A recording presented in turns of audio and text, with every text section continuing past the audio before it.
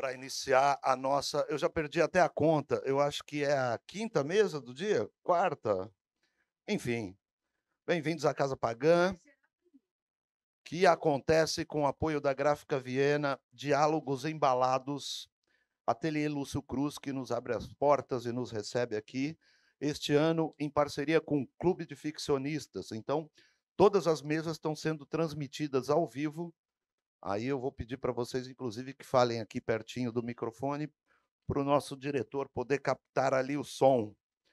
Ah, é isso. A mesa Memória, Identidade e Reconstrução de Sentido na Escrita Contemporânea, com Caê Guimarães, Iselda Amaral, Vinícius Neves Mariano e Fernanda Aman ou Raman? Raman. Agradecer a presença ilustre do Manuel Herzog, que está ali, ó, grande escritor e, e, e advogado de 99 de cada 100 pequenas editoras no Brasil. Caê Guimarães é escritor, poeta e jornalista. Seu romance Encontro Você no Oitavo Round, editora Record de 2020, é inspirado em suas vivências como pugilista amador. Venceu o Prêmio Sesc de Literatura 2020 e foi finalista do Prêmio São Paulo de Literatura 2021. Estreou em livro com Por Baixo da Pele Fria, Poesia Marçal Ono, 1997. Até que para um pugilista você está bem conservado, hein? Relançado em 2013 na Catalunha como... eu não vou mandar um espanhol, por favor. É catalão, Persota de la Pele Freda. Isso. Para você ver, né, como este apresentador é inculto. Bom, vamos lá. É que o português já me dá tanto trabalho para editar, assim, que assim, outra língua ficaria difícil. E aí eu perdi onde eu estava. Tá bom. Ah, tá. Traduzido por Joana Castells. Também publicou Entalhe Final, conto também Marçal Ono, 1999, e Quando o Dia Nasce Sujo, Poesia Secult, Espírito Santo, 2006. E De Quando a Minha Rua Tinha Borboletas, Crônica Secult, 2010. E Vácuo, Poesia, Editora Cousa, 2014. Você vê que poupá-la deste trabalho de ler mini-bill, porque autores mandam mini-bills muito grandes. Fernanda Raman, escritora, psicanalista e colunista do público colunista do Jornal Público. Jornal Público de Portugal. Fez doutorado em teoria psicanalítica, UFRJ, e pós-doutorado em teoria literária, USP. Deu curso sobre literatura e psicanálise na Casa do Saber, na divisão de aperfeiçoamento artístico da TV Globo e na pós-graduação em escrita criativa da Nesp. Publicou mais de 10 livros em diversos estilos, entre romance, contos, ensaios e biografias, e recebeu vários prêmios dentro e fora do Brasil. Iselda Amaral, que nos ajudou com uma mini bio de 3 linhas, nasceu em Piracicaba, interior de São Paulo, em 1947. É socióloga e pós-graduada em globalização e cultura. Desde a década de 70, vive entre o Brasil e a Europa. No Ar da Ditadura é um resgate de sua história pessoal e seu primeiro livro publicado no Brasil. E, por fim, não menos importante, Vinícius Neves Mariano é natural de Alfena, sul de Minas, é autor dos romances Empate, 2015-2018, Velhos Demais para Morrer, editora Malê, 2020, e o recém-lançado A Pele em Flor, editora Alfaguara, 2025. Seu segundo livro venceu o Prêmio Malê de Literatura e ficou entre os 5 finalistas do Prêmio Jabuti. Também foi selecionado pelo edital Minha Biblioteca da Prefeitura de São Paulo. Em fevereiro de 2025, atingiu a primeira posição entre os livros mais vendidos da Amazon. Paralela à carreira de escritor, é também roteirista e produtor. Boa mesa para vocês, muito obrigado. Obrigada. Obrigada, Marcelo. Boa tarde a todos e a todas. prazer enorme estar aqui com vocês, Iselda, Vinícius, Caê. E eu achei muito interessante o fato dessa mesa trazer essa ideia da memória, da identidade, que é trabalhada de formas diferentes em cada uma das obras, né? Mas o que eu achei mais interessante é pensar que essa dimensão da memória, e eu diria até da consciência, uma certa consciência, ela ou inconsciência, e aí a gente vai discutir, ela aparece tanto numa dimensão individual quanto coletiva, né? Então, no caso do seu livro, Zelda, tem essa memória que é narrada, né, de uma forma individual, mas é uma memória do país, né, em relação à ditadura. Né? O Vinícius estava falando da coisa da tomada de consciência em relação à questão racial, né, que também é uma questão coletiva e individual, né? E o Caê trouxe a questão da repetição, que eu acho muito importante quando a gente pensa em memória, em identidade, né? Quer dizer, a identidade, o que se repete em cada pessoa é quase quem você é, né? Tem um psicanalista que diz que um adulto é um cara que chupa o mesmo chiclete o tempo todo, né? Que está mastigando sempre aquele mesmo chiclete. Nós somos as nossas repetições, né? Então, isso é alguma coisa que diz de um personagem, mas que diz do sujeito, diz do ser humano, a repetição. Então, eu achei interessante a gente começar pensando nessa tensão entre o que existe de individual ou de singular e o que existe de coletivo nessas memórias, né, que a gente está trazendo e pensando aqui, a partir de uma frase que eu li na sinopse da mesa, que eu achei muito boa. O passado nunca foi uma linha reta. Né?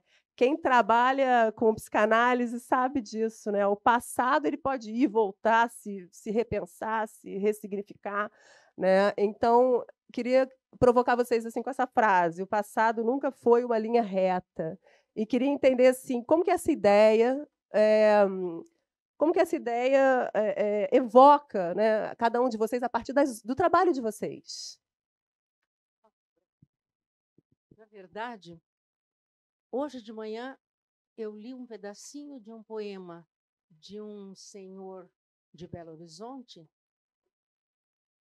psicólogo, não psiquiatra, e o livro dele, que está sendo lançado na FIP, tem atrás, na contracapa, uma frase assim: o passado não pode ser refeito, né? E muito menos você pode se arrepender, ter arrependimentos dele, mas você pode dar um bom fim a ele. O meu livro é esse bom fim do passado. É um trabalho onde conto a história no período da ditadura, bem segmentado no ano 70 e 71, por um casal que sai do interior de São Paulo, de uma faculdade estatal, e vai para a capital, e ali começa a ver o movimento das censuras públicas, começa a ver o movimento de panfletação da cidade, começa a ver o esforço enorme de alguns diretores de teatro para transmitir no trabalho críticas à ditadura militar. E esse casal vai se envolvendo nesse clima, vai se envolvendo até que terminam presos. Quando terminam presos, eles veem de cara o que significa a repressão. Ao mesmo tempo, ansiosos, né, por conhecer as coisas, eles foram tomando nota das mortes que iam acontecendo. A Yara, professora da Universidade de São Paulo, morta como um bandido qualquer, começam a analisar a morte do Marighella. Como é que foi que um homem com a qualidade intelectual dele, com o histórico político dele, foi assassinado como um cão no meio da rua? Ali eles começaram uma reflexão sobre o que ocorreu nesse período. E, mais do que isso, avaliaram os danos causados na vida das pessoas. Ela, extremamente forte, uma guerreira, apoiada numa fé muito grande em relação à superação das dificuldades da vida, sobreviveu e está conversando com vocês. Mas ele muito frágil, muito sonhador, nihilista, ele não resiste à saída da prisão e à visão de tudo aquilo que estava acontecendo. Então, ele prefere apagar aquele segmento de história, aquele segmento de vida, dizer adeus àquela permanência dentro daquele clima insuportável. Então, o livro trata do passado, trouxe para que o povo comum leia, porque não sou uma literata, trouxe para que seja um momento de reflexão, uma pausa de reflexão sobre o passado paulista, porque tudo ocorre na vida urbana no centro de São Paulo naqueles anos. Pronto. Foi isso que eu escrevi. Fiquei super curioso para ler. Gostei muito.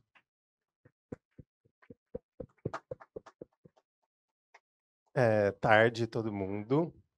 Prazer estar aqui também com vocês. Obrigado pelo convite, Marcelo. Obrigado por ter café e pão de queijo. Fiz um protesto no meu Instagram sobre isso, que eu sou de Minas, gente, e não dá para ser recebido sem café e pão de queijo. Fernanda, achei essa pergunta muito, assim, enquanto você falava, muita coisa já despertava, assim. E acho que trazendo para um recorte racial, falar de memória no Brasil é falar de direito a ter memória. Me vieram duas coisas e as duas coisas conversam. A Toni Morrison, a escritora americana, ela não usa memória, né, a palavra memória, ela usa a palavra rememorar, que as pessoas negras rememoram ao longo da vida, porque para uma pessoa negra conseguir seguir, ela precisa lembrar e imediatamente esquecer de novo, porque o horror é tão presente que ela precisa esquecer de novo. Então, toda vez que ela lembra, ela está rememorando algo. E eu acho que trazendo algo trazendo isso para o contexto brasileiro, a gente entra nessa mesma questão do rememorar, né? A gente precisa seguir e não dá para ficar seguindo, lembrando o tempo todo do horror, mas também tem o direito de se lembrar da nossa história, porque esse direito foi tirado, né, de tantas formas, de um passado que ele é ensinado de uma forma tão equivocada, e como a professora Inai agora falou ali no palco da praça, ela falou que isso não é sem querer, é um projeto, né? Então o passado foi tão alterado que eu acho que a memória precisa ainda, a gente precisa ter o direito ainda de escavar essa memória. E a cova no Brasil é muito rasa, né? A cova no Brasil é muito rasa, então eu acho que falar de memória dentro desse recorte é ainda uma luta ainda. E é uma luta geral para toda a população. É uma luta para que o Brasil melhore, né? Porque o Brasil ele tem feridas que ele não fala. Então a ditadura é uma ferida dessa que a gente não quer tratar. Onde é que está o museu da ditadura no Brasil? Sabe? A gente viaja, a gente estava falando aqui, né? Moramos em lugares diferentes. A gente está falando de viagem. A gente viaja, vai em museus de governos ditatoriais para aquela memória ficar presente. Onde é que está o museu da escravidão no Brasil? Então, o Brasil não trata de questões que precisam estar vivas na memória para que os horrores deixem de acontecer. Não é nem que eles aconteçam de novo, é que eles deixem de acontecer, porque ainda não acabou, a violência política ainda não acabou, o pós-abolição ainda não acabou. Então, essa memória precisa vir à tona com mais força, essa memória precisa vir à tona de um jeito institucional, principalmente, para que a gente possa mudar de fase. Então, acho que falar de memória no Brasil passa por tudo isso. Boa tarde, gente. Obrigado também ao Marcelo, à Casa Pagã. É a minha segunda experiência aqui nessa casa, acho que é uma das casas mais orgânicas da Flip. É muito bom estar aqui novamente. Há uma aura, uma energia, uma potência aqui, muito legal. Eu acho assim, Bergson dizia que a questão crucial da metafísica é o tempo, né? A gente fala de memória, não tem como esquecer o que é a passagem do tempo, né? E a gente está aqui cercado de livros que são extensões da memória e da inventividade. Essa questão do Bergson é um teorema sem solução. A gente nunca vai conseguir resolver o que é o tempo e, em consequência disso, eu acho que a gente sempre vai tentar escalar essa montanha da memória, achando que está chegando em algum cume, mas nunca vai chegar, né? Acho que todos nós guardamos muito do espanto do Heráclito, né, diante do rio, quando percebe que ninguém entra novamente no mesmo rio. Porque o rio é fluido, porque nós também somos fluidos, nós também estamos em constante transformação. A memória opera nisso, né, na transformação. Eu acho que é uma questão crucial da literatura também, né? Eu concordo muito com o Marçal Aquino, não sei se ele cita alguém quando diz isso, né? Quando ele fala que a criação humana é baseada num tripé: a memória, o paideuma e a inventividade, né? O paideuma é algo que você constrói nas relações interpessoais, nas trocas, né?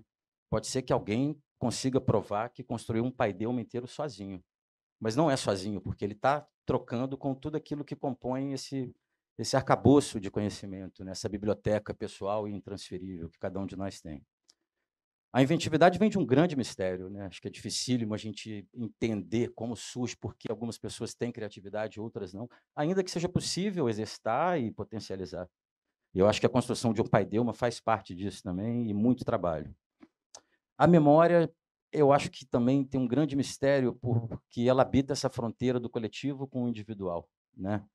Por mais que nós falemos a mesma língua, tenhamos vivido a mesma história, passada ou recente, ninguém vai conseguir lembrar do que você viveu como você. Ninguém vai conseguir chegar nesse cerne.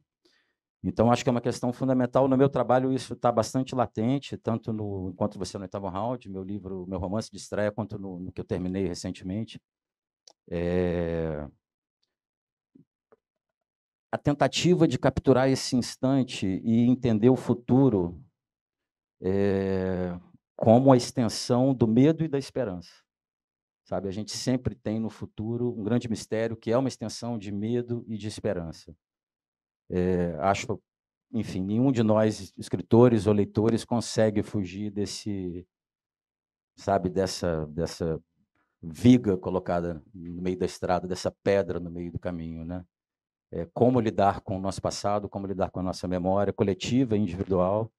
E insisto, por mais que estejamos aqui numa coletividade, a memória é pessoal, ela é absolutamente pessoal de cada um de nós, mesmo que tenhamos vivido as mesmas coisas.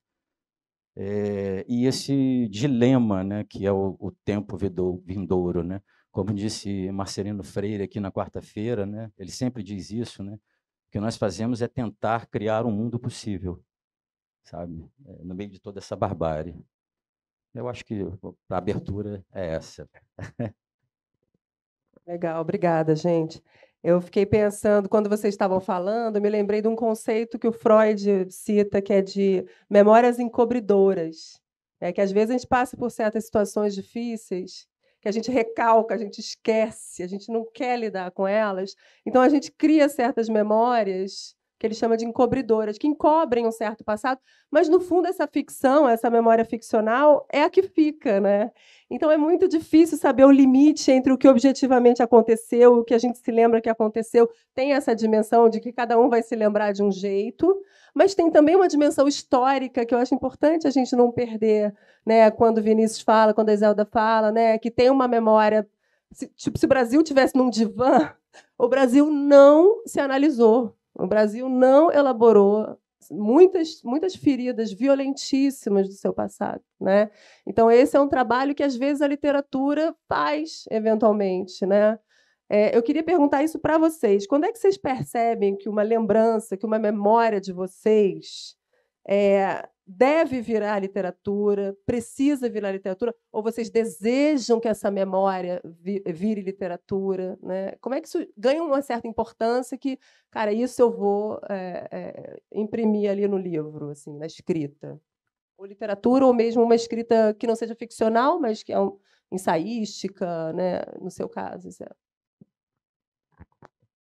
Na verdade, eu não pensei muito em um livro, porque eu tinha muitas anotações daquilo que ia acontecendo naquela época, na mesma hora ali, do fato, eu escrevia, porque era surpreendente, né? Eram meus primeiros passos dentro de uma militância política real e de compreensão dos momentos cruciais em que eu poderia ter feito alguma coisa e não fiz, ou que eu fiz, não deu certo, ou que deu certíssimo. Então, eu escrevia naquele tempo. Eu sou agora uma senhora de quase 80 anos, então, imagine quanto tempo isso permaneceu, não na minha memória, minha sorte, permaneceu no papel já estavam escritos. Mais no microfone? Ah, melhora? Ótimo, ótimo. Essas coisas que permaneceram no papel, elas atravessaram o tempo. Muitos pedacinhos se perderam, mas atravessaram no tempo. Então, o meu lidar com a memória foi um lidar escrito. Não foi um lidar de sentimentos, lidar de recordações, de emoções. Foi um lidar escrito. Alguns anos atrás, quando eu me deparei com esse material, e me deparei com o Brasil com uma feição tentando aquilo que ela acabou de dizer, cobrir a memória, né? Como se nada tivesse acontecido. Eu falei, não, eu amo o povo brasileiro, sou daquelas pessoas apaixonadas pelo povo. Achei que deveria conduzir aquelas memórias, aqueles escritos na formação de um livro. Foi assim que eu lidei com a memória. Não lidei com ela como sentimento. Sinceramente, foi fazer uma junção daquilo que já era com algumas considerações atuais e entregar como um livro. Graças à paciência de meu editor, que olhou tudo aquilo e falou: isso pode ser um livro. Então, foi assim que lidei com a memória, essa memória do tempo. E sempre pensando numa frase do Todorov que eu ponho no livro, é que a narrativa é um sinal de vida. Então, como os mortos não falam, a narrativa pode falar por eles.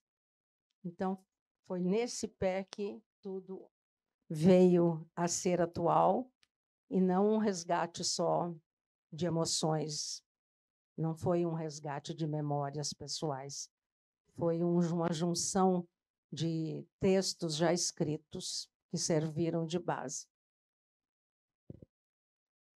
Fernanda, que pergunta boa. Que pergunta boa, porque faz a gente rever nosso processo criativo. Difícil. Tem uma. O único tempo real, eu acredito, que a gente está vivendo é esse agora aqui. Porque assim que essa mesa acabar, essa mesa vai ser memória. E aí ela passa a ser ficção, porque ela passa a ser única, como o Caê falou. Então, o único tempo real é o tempo presente. Qualquer tempo passado, mesmo que ele esteja a 1 segundo atrás, ele já é uma memória. Sendo memória, eu já consigo ficcionalizar ele. Então, eu acho que ele entra, pelo menos no meu processo criativo, esse passado entra a partir do momento que ele se torna uma possibilidade de ficção. Então, é quase dizer que é natural, porque se eu estou memorando, eu estou ficcionalizando. Isso é um processo, para mim. Estou falando com uma psicanalista, eu tenho tanta coisa para falar.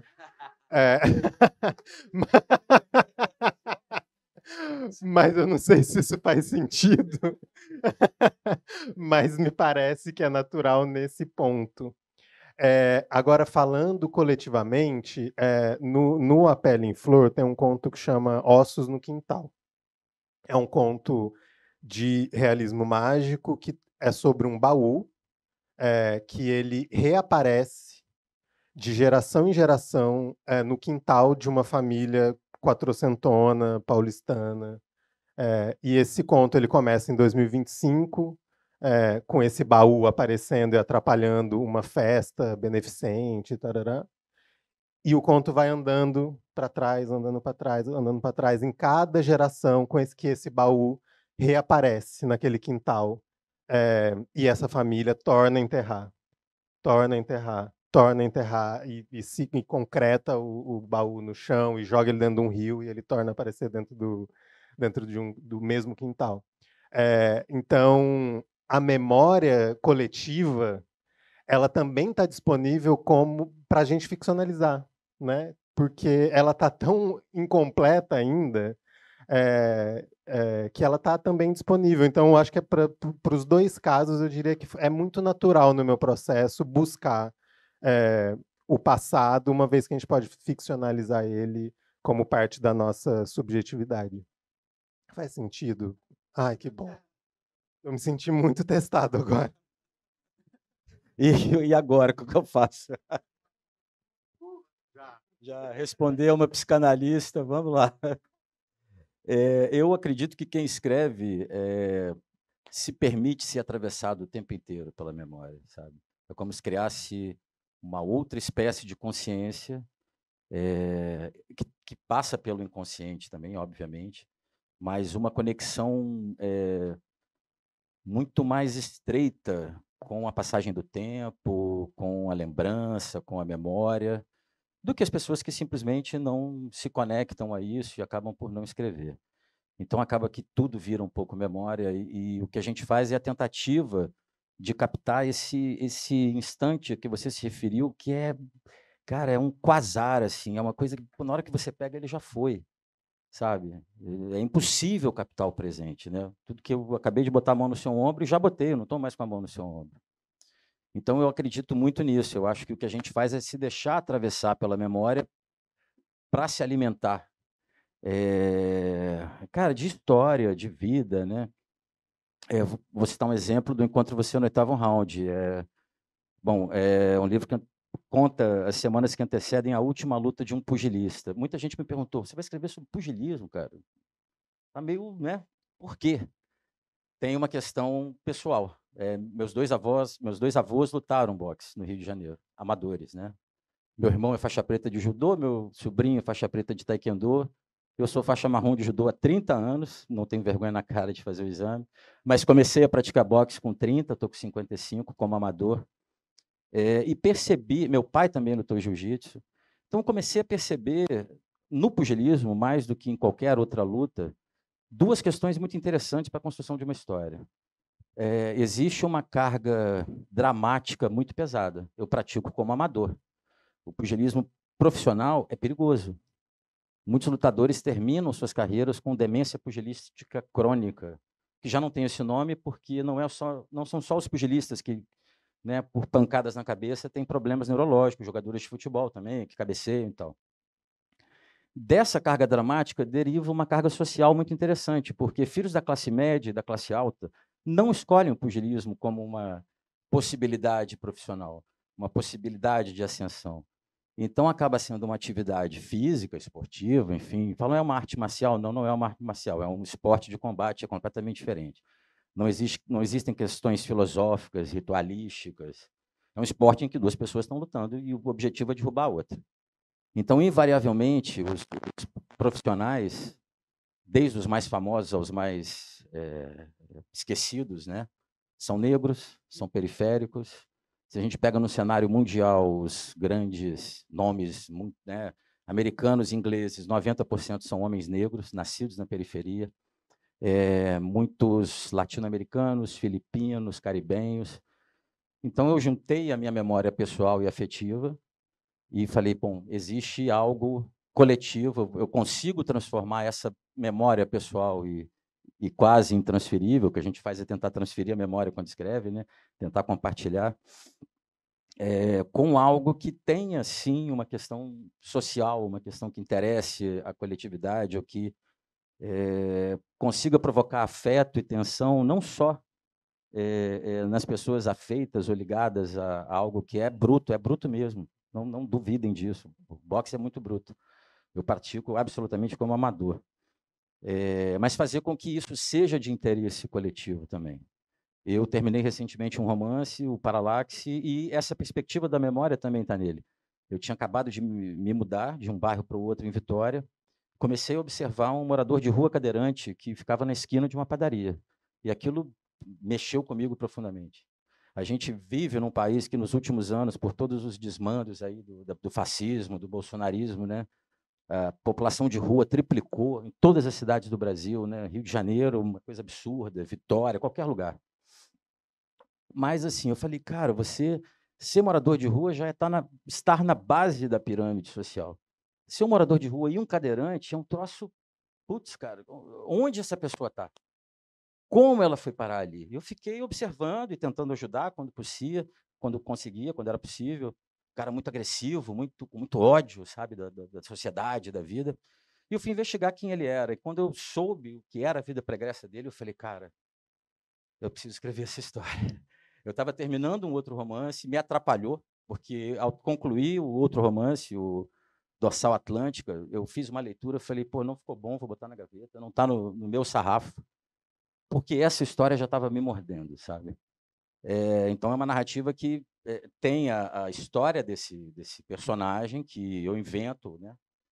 E também algumas lembranças. Eu nasci em 1970, né? Eu tenho lembranças da minha infância da ditadura.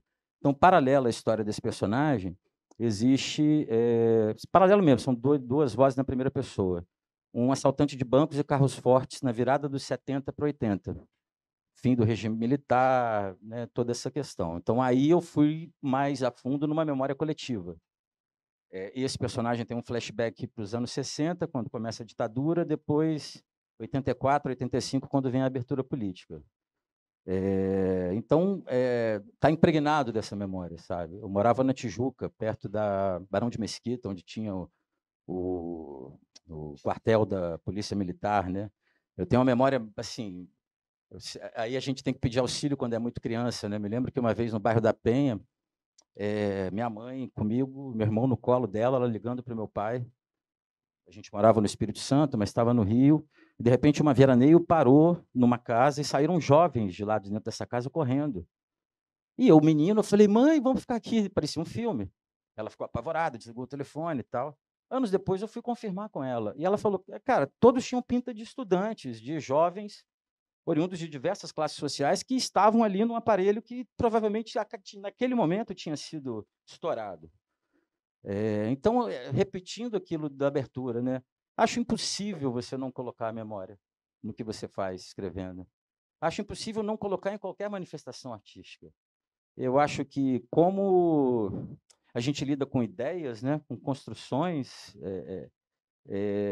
eu acho que é ainda mais latente, sabe, na literatura do que talvez na música, nas artes plásticas, enfim. As artes narrativas talvez carreguem isso de forma muito mais pulsante, né?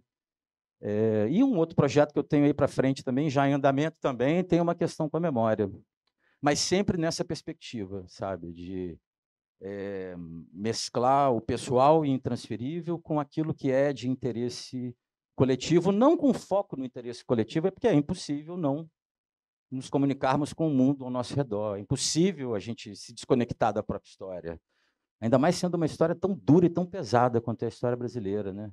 A gente ainda está vivendo isso, né? A barbárie está solta, a gente não pode dormir, não pode descansar, sabe? Eu acho que é por aí. Obrigada. Eu fui convidada a falar um pouco também sobre a minha experiência. Vocês estão me botando no lugar de psicanalista? Eu estou aqui viciada em escutar.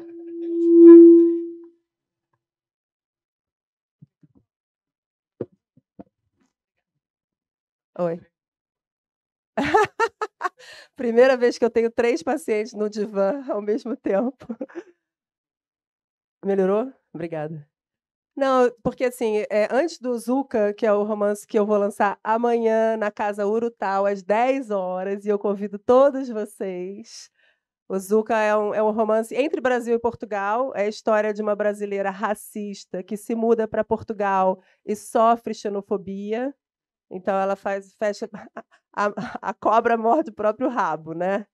Mas antes do Zuca, eu publiquei um livro chamado Estilhaços de Junho, que é um livro de contos literários. Inclusive, eu me identifiquei com você porque ele também trabalha várias linguagens diferentes, vários personagens diferentes, várias narrativas, mas que falam, de certa forma, de uma certa degradação da democracia brasileira desde 2013 a 2023. Né? Então, desde as jornadas de junho até a invasão às sedes dos três poderes. Né? E aí, impeachment da Dilma, ascensão dessa teocracia, né, que a gente está vendo, né, enfim, toda essa questão religiosa misturada com a política de uma maneira muito oportunista. Né? Então, assim, toda essa ascensão de um pensamento fascista, degradação da democracia, enfim, é isso. Então, eu acho que talvez o meu lugar nessa mesa, além de ser psicanalista, entrevistar, pensar a questão da memória, é um pouco assim, nesse trabalho, o que é, e é uma coisa que me instiga muito, né? Onde é que é o limite do que a gente chama de fato? Um fato, isso aconteceu. Né? Os jornalistas chamam de fato, ou que os historiadores chamam de fato. Qual é o limite entre isso e uma memória singular, pessoal? Né? Isso, para mim, é uma questão eterna, porque isso partiu de uma experiência muito pessoal, porque quando eu era muito criança, a minha primeira memória, de todas, da minha vida, meu pai toca violão, né? E eu me lembro de um dia que ele me botou no colo dele, entre o corpo dele e o corpo do violão. Eu era pequenininha e eu ficava ali aninhada entre o corpo dele e o corpo do violão, e eu podia sentir a vibração do instrumento no meu corpo e o corpo do meu pai respirando. Isso, para mim, foi uma memória fortíssima. E depois eu aprendi a tocar violão, eu pegava as cifras dele para tocar. Enfim, toda uma questão, né, do meu divã também. Né? E aí eu fui conversar com meu pai sobre isso. Eu falei, nossa, pai, sabia que a minha primeira memória é essa, que você me botava no teu colo, entre o teu corpo e o corpo do violão, e eu sentia a vibração dos corpos? Aí ele falou, nossa, eu não me lembro disso. Isso aconteceu? Eu falei, pai, pelo amor de Deus. Minha primeira memória. Não mate a minha primeira. Eu falei, pai, eu achava tão poética a minha primeira memória. Você não se lembra? Pois é. E aí eu fiquei me perguntando, eu nunca vou saber se essa memória foi uma memória encobridora que eu inventei, ou se ele não lembra, que eu também ficaria chateada. Pô, ele não lembra, um negócio tão bacana. Né? Então, eu fico, caramba, o que é verdade? O que aconteceu? E o que a gente cria? Né? Eu fiquei pensando nisso. Qual é o limite? Isso é uma certa ideia de ficcionalização. Né? Porque esse livro Estilhaços, eu quis fazer isso. Eu quis pensar, cara, o dia do impeachment da Dilma, que o Bolsonaro pegou o microfone e falou, né, eu dedico o meu voto, sim, à memória do Ustra, né, que é um torturador sabido, né, enfim, toda uma questão absurda ali. E ele não foi preso, nada aconteceu. Se ele tivesse sido preso ali, teria evitado muito problema depois. O bolsonarismo deveria ser colocado naquele momento, não é? Quando ele se declarou a favor de uma repressão pesada, de uma destruição do opositor, contra qualquer diálogo. Foi naquele momento, você está falando uma coisa muito interessante, porque naquele momento nasceu o bolsonarismo.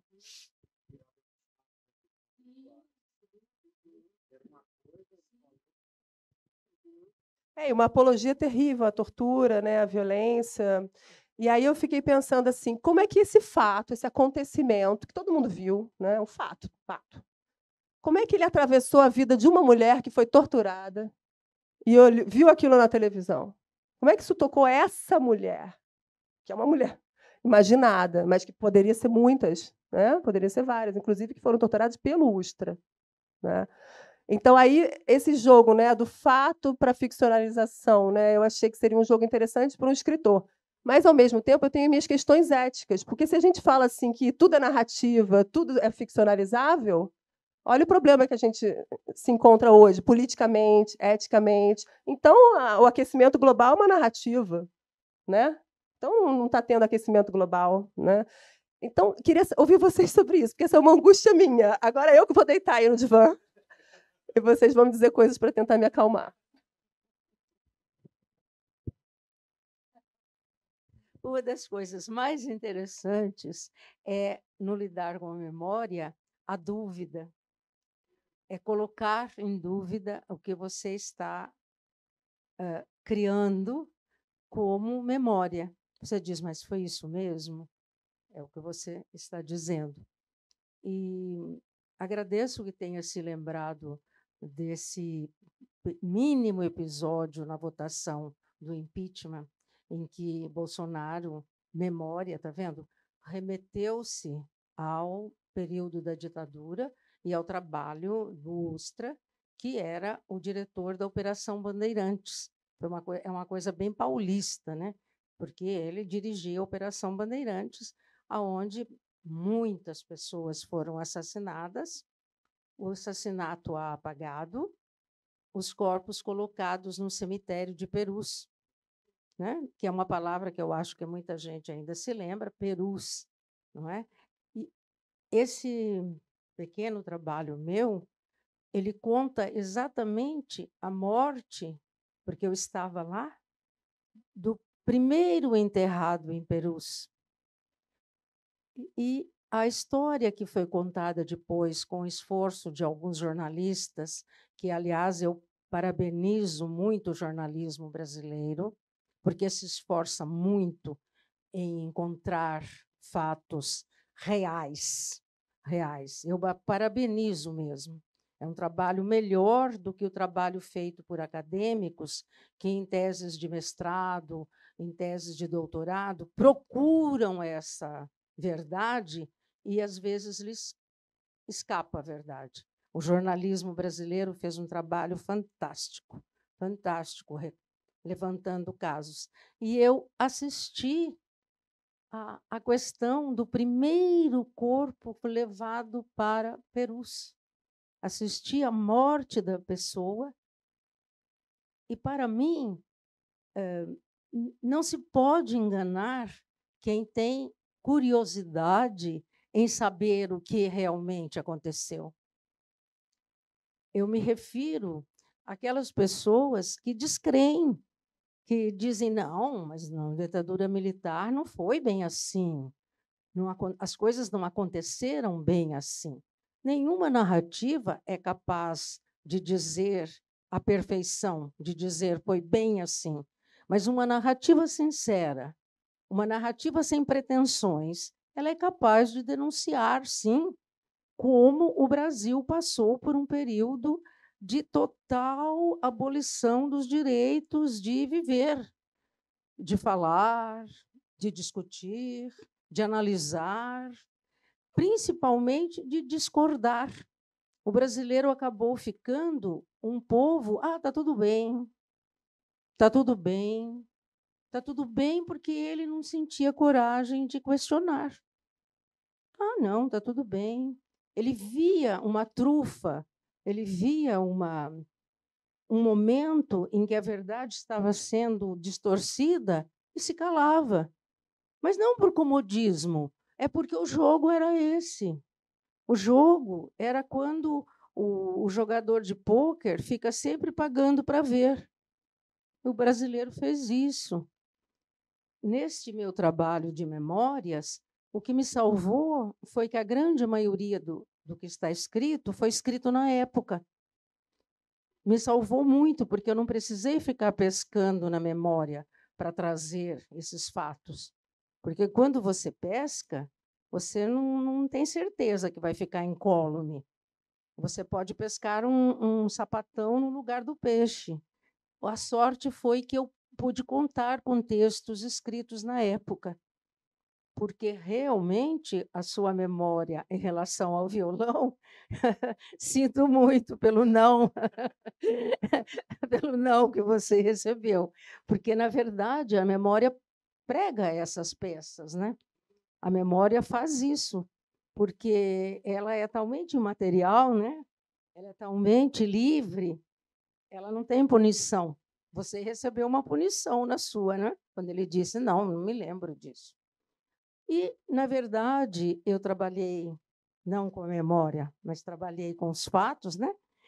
Mas a intenção minha foi uma intenção mesmo de que as pessoas até podem pensar que há equívocos naquilo que eu escrevi.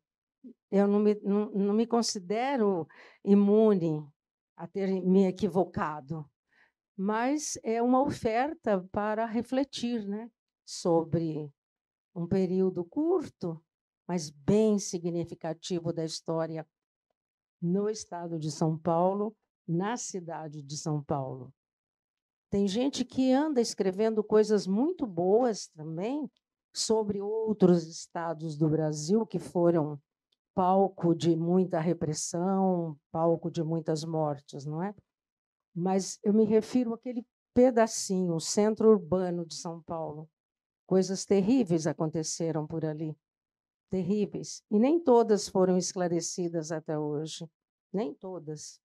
Muitas famílias perderam pessoas e não conseguiram resgatar, nem sequer corpos, que dirá a história de como foi morto. Porque até você morrer, você ainda tem chance de deixar bilhetes, de escrever alguma coisa. Mas morto, você não consegue contar mais como foi que você morreu. Então, os legistas da Operação Bandeirantes se encarregavam de inventar uma história para a sua morte. Ah, você morreu, aquele morreu atropelado, aquele outro morreu porque caiu, aquele outro se atirou debaixo de um trem, aquele outro sofreu um acidente de carros, e aqueles que eram realmente já muito considerados grandes opositores, aí inventavam uma história mais honrosa, que dizia: ah, morreu num tiroteio com a polícia. É sinal que a pessoa tinha uma arma na mão, que a pessoa tinha uma certa força de vontade na sua oposição. Mas, na verdade, ninguém pode contar direito, porque como contar se a pessoa não existe mais? E tivemos mortes horrendas, não é? Horrendas. E eu sinto muito que eu não contei morte de outras pessoas, senão a experiência real desse casal. Dura, dentro da sua área, porque a tortura foi mais mental que física, e o fim, né? É isso. Nossa, é um depoimento muito bonito, assim, de ouvir. Fiquei pensando nesse tempo, Fernanda, respondendo a sua pergunta, que eu acho que eu também ficarei com a dúvida. E ficarei confortavelmente com essa dúvida. Porque a ética, ela está tão fragilizada hoje, né? Ter essa discussão ética, falar de narrativas, porque a gente está falando de coisas muito diferentes quando a gente fala de literatura.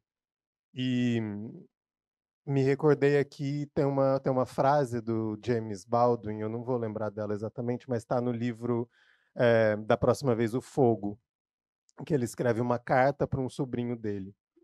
E ele aconselha o sobrinho dele a escrever a partir da própria experiência, extraindo da experiência tudo que é possível. E aí ele termina essa frase mais ou menos assim, que é usar a desordem da vida e organizá-la com a ordem da arte. Então, eu acho que tudo é narrativa quando a gente está falando de arte. Eu acho que quando a gente, dentro do campo artístico, a gente sim organiza, a gente dramatiza, e estou falando aqui dramatiza num tom acadêmico, né? Eu faço recortes e dou uma ordem, dou um sentido para ele, porque a gente precisa de um sentido para a vida, e a vida, na minha crença, ela é um monte de fato acontecendo aleatoriamente. Quem dá o sentido para ela, cada um vai dar o seu sentido para a sua vida. Ou talvez a gente só vá pensar nesse sentido no fim da vida. Quando faltar muito pouco, a gente vai conseguir dar um sentido para ela. Mas eu acho que eu fico com a dúvida. Eu acho que tudo é narrativa dentro da arte, se a gente usa a arte para reorganizar a vida. Mas nem tudo é narrativa num resgate de memória. Me lembrou um poema do Maltner que ele fala sim, não ou talvez o mais decidido dos três. Essa fronteira entre o real é muito curioso, porque na criação literária eu acho que o inconsciente é tão importante quanto o consciente, a memória inventada é tão importante quanto a memória real. Ainda que eu tenha muito em mente o que o Éric Nepomuceno disse no Hemingway na Espanha, né? O escritor pode mentir, mas ele não pode negaciar, sabe? Então a mentira é a favor da invenção, perfeito, cara. Você cria um personagem, você inventa uma memória. Eu também tenho memórias, eu vivo me perguntando, será que isso aconteceu? Eu não tenho mais meus pais vivos para perguntar, nem meus avós, mas falo, isso aconteceu? Ou eu estou juntando uma série de referências na minha vida para criar algo que é absolutamente crível, palpável, sabe? Eu posso dar detalhes disso. E eu acho maravilhoso que a gente não tenha certeza, sabe? Eu acho maravilhoso que a gente tenha dúvidas. Eu acho que um escritor, uma escritora, quando ele está talhado na certeza, ele começa a perder, sabe, a mão do que é a invenção, do que é a criação literária. Eu adoro a dúvida, sabe? Eu comparo o ato da escrita sempre a deslizar sobre uma lâmina muito afiada. A possibilidade da queda sempre existe, a possibilidade de você estar errado, ou de você perder um texto, enfim, né? Na questão da memória coletiva recente, eu acho lamentável, eu acho que um dos episódios mais tristes, né, que nós vivemos foi termos aceitado a anistia ampla, geral e restrita no final da ditadura. E aí eu tenho uma memória da minha avó Carmen, ela era argentina, morreu no Brasil aos 85 anos, 74 anos, e ela morreu semanas depois do governo argentino ter julgado e condenado os Videla e aquela corja toda. 85, ela morreu no final de 85. E eu tenho uma memória muito viva de quando chegavam notícias no Brasil, como ela vibrava com isso, ou das cartas que ela recebia dos meus tios-avós, ou dos sobrinhos, vibrando e falando, cara, nós vamos meter esses filhos de uma puta na cadeia, sabe? E a gente não fez isso aqui. E olha que eles fizeram e o Milei está aí, sabe? Com aquelas barbaridades todas, com aquele discurso de ódio, né? Então, acho que a gente tem uma tarefa histórica, e isso não faz com que nossa literatura tenha que necessariamente abrir mão da forma em detrimento do conteúdo. Eu acho que isso não é legal. Nós estamos falando de literatura. A gente não pode perder a mão, né, do trabalho com a linguagem em prol tão somente de um discurso, mas a gente tem a obrigação de construir, de colocar mais um tijolinho na construção, repito, Marcelino, né, de um mundo possível. Porque se não for isso, vai ser o caos. Né?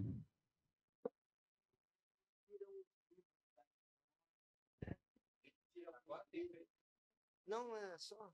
Eles tiram. Censuram os livros. Censuram livros, que é isso que você está falando. O Espírito Santo é um escritor do Espírito Santo que pouca gente conhece no Brasil, Reinaldo Santos Neves. Esse cara é um monumento literário que eu acho que só vai ser descoberto depois de morto, né? E há uns 2 ou 3 anos, uma escola do interior censurou um livro dele. Foi um caos lá, porque era um livro chama Kit dos 12 aos 18, né? Reinaldo escreve muito sobre o medievo. O Henrique Rodrigues fala que ele é Humberto Eco brasileiro. Esse livro ele deu uma guinada, ele acho que é do virada do século e tal, e ele fez uma pesquisa extensa sobre a linguagem dos blogs e a conversa entre jovens e tal, e contou uma narrativa maravilhosa sobre uma menina que está imersa nesse universo. E ali havia sexo, drogas e rock and roll, né? Que mal há em sexo, drogas e rock and roll, né? A prefeitura mandou recolher os livros, sabe? É um episódio pequeno, localizado num estado periférico, mas isso está no Brasil inteiro. E nos bons costumes também, né? É muito ruim, né? Então, assim, a gente tem que contribuir para romper isso, sabe? A gente tem um papel social também enquanto criador. Não dá para ficar encastelado achando que o que a gente não faz não vai afetar a vida das pessoas. O que a gente quer é justamente afetar a vida das pessoas, num discurso direto ou indireto, sabe? Acho que é isso. Tem essa dimensão. A arte, quando ela é, né, contestadora, ela incomoda os ditadores, ela incomoda, né, os totalitários, porque ela permite a gente pensar outras formas de viver, outras formas de ser, outras formas de existir. Esse é um pensamento libertário, né? É possível existir de outras formas, né? Mas eu queria convidar vocês a fazer alguma questão. Quem gostaria de colocar alguma pergunta? O senhor quer? Olá, boa tarde a todos e todas. Parabéns aí pelo alto nível do debate. E vocês falaram da importância do escritor e também do trabalho do jornalista.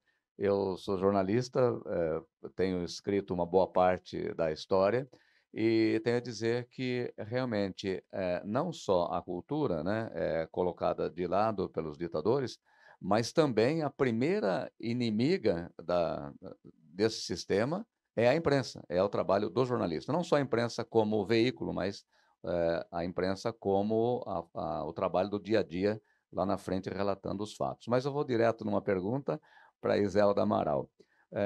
Lembrando o filósofo Agostinho, que falava sobre o tempo, e vocês falaram muito sobre o tempo e memória, né? Então, Agostinho falava sobre o tempo passado no presente, que ele se altera, o tempo presente no presente, que é real, e o tempo futuro no presente, que é imaginário.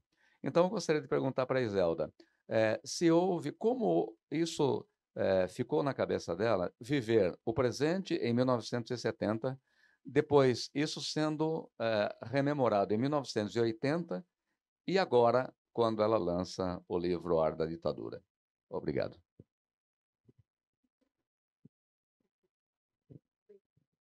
Obrigada. Disse que era jornalista, mas não disse o seu nome. Muito bem. Então, esse rememorizar, tratar a memória outra vez. O que me facilitou também nesse tratar a memória foi que, percebendo o movimento de desmocratização que o Brasil vinha sofrendo, vendo que o Brasil estava pondo do lado valores democráticos, ficou muito fácil unir a memória dos tempos da democracia já perdida, né? Já tomada pelo movimento civil-militar de 64, foi muito fácil trazer esses fatos agora, porque esses fatos eram passíveis de voltar a acontecer. Tanto que estamos vendo, nesse exato momento em que vivemos agora, nesse exato momento, né, a memória no presente, né, de Santo Agostinho. A memória no presente agora é que isso que está acontecendo de desvirtuar a verdade em favor de uma nova posição política comprova que esse trabalho feito de resgatar a memória pode servir como um alinhamento novo do pensamento, porque nós não estamos vivendo pela primeira vez o que está sucedendo agora. Nós já vimos isso acontecer, nós já vimos a censura se manifestar, nós já vimos ideias que não eram corretas circularem e as pessoas crédulas aceitarem como verdade. Eu me lembro do tempo em que a censura sobre os jornais fez com que o pessoal do estado de São Paulo substituíssem reportagens prontas, que não convinham de uma forma ou outra à ditadura, essas reportagens serem censuradas por um censor que todo jornal tinha dentro, internamente, na época da ditadura, e, para que o espaço gráfico não ficasse em vão, se colocava, assim como se nada fosse, receitas, questões sobre plantas, jardinagem, substituindo as melhores reportagens críticas. Hoje nós estamos vendo uma réplica desta forma com a constante invasão nos meios, nas redes sociais, de notícias que não correspondem à verdade, de notícias que correspondem ao interesse desta classe que se criou no Brasil, tentando manter um poder constante. Porque quando alguém quer se manter no poder, ele usa todos os meios. Maquiavel foi bem claro quanto a isso. Os fins justificam os meios. E nós estamos vivendo isso, nós estamos vivendo um processo de esvaziar a democracia, de desrespeito aos direitos do povo. É isso. Obrigada pela pergunta, espero ter lhe respondido. Encerramos. Alguém mais gostaria de fazer mais alguma pergunta? Se quiserem, dá tempo para mais uma pergunta. Reescrever a história do Brasil. Então, quer reescrever. A partir daqui, eles querem contar uma nova história e que, como faz 50 anos que aconteceu em 64 a ditadura, é como se muita gente já tivesse morrido, já não tem mais, né? As pessoas hoje não têm tempo para pensar, elas têm que trabalhar. Então, quer dizer, é tudo meio atropelado, assim. Vejo que atropelar é muito mais vantagem e vamos escrever daqui para frente. Eu preciso de alguma coisa. Aí eu vou lá, procuro um vereador, ou procuro essa pessoa, ela vai me ajudar hoje, entendeu? Então, sei lá, quem ficou para trás, né? Sei lá, não sei.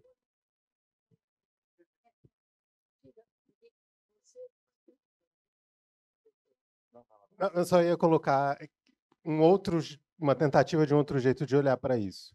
Não acho que o governo Bolsonaro e nem seus seguidores queiram escrever a sua história. Eu acho que a agenda deles é muito antiga. A agenda política da extrema-direita no Brasil, ela é muito antiga. Eu não acho que é uma história nova. Eu acho que eles estão tentando manter uma história do Brasil institucional. O Brasil institucional sempre negou tudo isso que a gente está falando aqui. Então, não acho que é uma tentativa de escrever algo novo. Eu acho que eles estão tentando forçar uma agenda muito antiga que vem da República, que vem da instauração da República, que vem da história da pré-republicana, da monarquia. Então, eu acho que tem uma outra perspectiva, um outro ângulo, que é da agenda.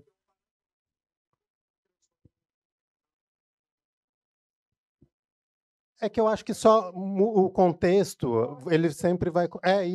Isso é só o modo atual, mas isso já foi feito de outros jeitos. A fake news não é nova. A fake news ganhou esse nome a partir das redes sociais, mas a manipulação da imprensa, como o Roberto, né, colocou, ela é antiga. E a manipulação da imprensa com essa agenda no Brasil, ela é de muito tempo, ela é secular. Então, acho que tem uma outra perspectiva nesse lado também. Vamos considerar que eles estão tentando reescrever, né? Uma pizza dormida colocada no micro-ondas, né? Virou uma borracha. Para nossa sorte, eles são péssimos escritores, cara. E não tem editor, para nossa sorte. Se eles escrevessem um pouquinho mais, eu acho que a gente ia estar numa zona de perigo real. Se eles não fossem tão estúpidos, é provável que a gente estivesse realmente vivendo um perigo muito maior do que o perigo que a gente ainda vive. E anistia nunca mais. Eu gostaria de dizer uma coisa a respeito.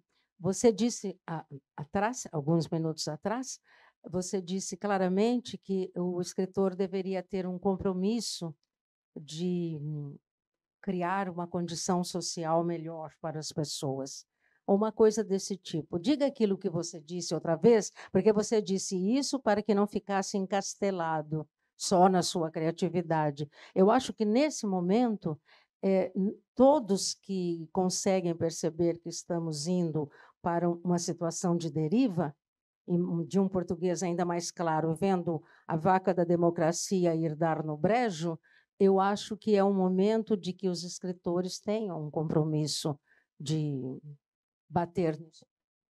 Eu acho que seria quase pretensioso que nós aqui, estivéssemos, né, tentando criar, né, a condição, criar a sociedade ideal. O que eu falei, eu acho, a minha memória de curto prazo não está tão boa, mas eu acho que eu falei algo de colocar um tijolinho na construção de um mundo possível, sabe? Eu comparo escritores a faroleiros, sabe? As figuras que ficam. Eu moro numa ilha, Vitória é uma ilha. E o faroleiro, geralmente, ele mora sozinho. O nosso ofício é muito solitário no primeiro momento, depois é que há uma partilha. E ele fica ali, cara, tentando, assim, com um esforço hercúleo, para iluminar um pedacinho de mar pequenininho para que os navios não naufraguem, para que não batam nos recifes e afundem. Eu acho que o trabalho de um escritor também, não é só isso, mas também é isso, sabe? Todo dia ligar o farol e fazer com aquele facho de luz.